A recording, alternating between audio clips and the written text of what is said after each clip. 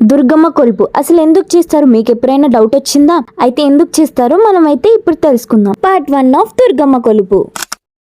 ఇట్లా దుర్గమ్మ కొలుపు అయితే ఓన్లీ తెలంగాణలో మాత్రమే చేస్తారు కదా. ఈ ఆచారం కేవలం పూజ మాత్రమే కాదు, అది కుటుంబం, గ్రామం, ప్రకృతి, పంటలు, పశువులు, పిల్లలు, ఆరోగ్యం, ఐక్యత ఇవన్నీ కలిసి ఉండాలని కోరుకునే ఒక జీవన విధానం. పూర్వం గ్రామంలో పెద్ద దేవాలయాలు అందుబాటులో ఉండేవి కాదు కదా. ప్రతి కుటుంబంలో తమ ఇంటినే దేవాలయంగా భావించి అమ్మవారిని ఆహ్వానించి పూజించేవారు. అమ్మవారు మన ఇంట్లో కొలువై ఉంటే మనకి ఎలాంటి కష్టాలు రావు, అలాగే పాజిటివ్ ఎనర్జీ ఉంటుంది అని భావించి ఇంట్లో దుర్గమ్మ వారిని అయితే పెట్టుకునేవారంట. మరి మనం అందరం దుర్గమ్మ కొలుపు అని అంటాం కదా. కొలుపు అంటే దేవతను మన ఇంటికి ఆహ్వానించి గౌరవంగా కొలువు తీర్చి పూజించడం.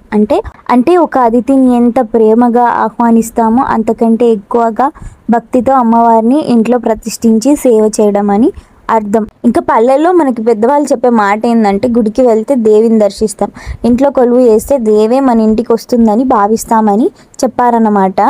పార్ట్ 1లో దుర్గమాత కొలుపు అంటే ఏంటో తెలుసుకున్నాం కదా. అసలు మనం పూజించే దుర్గమాత పార్వతీదేవి అవతారమైన దుర్గమాత ఒకటేనా అనే దాని గురించి అయితే నెక్స్ట్ వీడియోలో తెలుసుకుందాం.